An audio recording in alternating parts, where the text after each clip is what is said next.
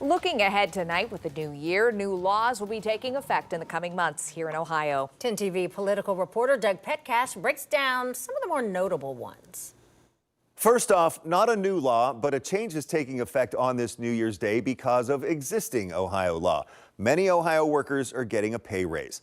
The minimum wage for non-tipped workers is now $11 an hour. That's up 30 cents from last year and up 55 cents from what the minimum wage was in 2024. For tipped workers, it goes up 15 cents to $5.50 an hour. The state constitution mandates the minimum wage must go up by the rate of inflation each year. Starting this year, there will no longer be a 4-day grace period after Election Day for mail-in ballots to arrive at Board of Elections offices. Ballots now need to arrive by close of the polls on election night.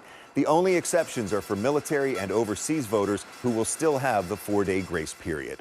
Property tax relief is on the way. Governor Mike DeWine signed 5 property tax reform bills into law last month. Lawmakers expect the reforms to save taxpayers about $2 billion over the next 3 years. DeWine says the legislation brings significant relief for homeowners while protecting Ohio schools as well as fire and other local services.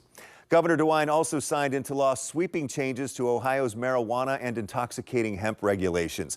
Senate Bill 56 effectively prohibits the sale of intoxicating hemp products at retailers other than dispensaries.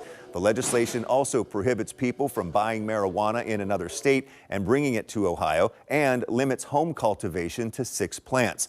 The group Ohioans for Cannabis Choice is working to put a citizen referendum on the November ballot to block the measure from taking effect. They have until mid-March to collect roughly 250,000 valid voter signatures. And finally, Avery's Law looks to curb dog attacks. It's named after a Reynoldsburg girl who was brutally mauled by 2 dogs last summer. Avery's Law will increase penalties for owners of dogs that attack.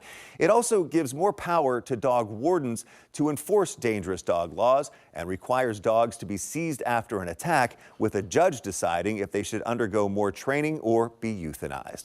All of the new laws I mentioned are set to go into effect in mid-March. That's 90 days after the governor signed them. Doug Petcash, 10 TV News.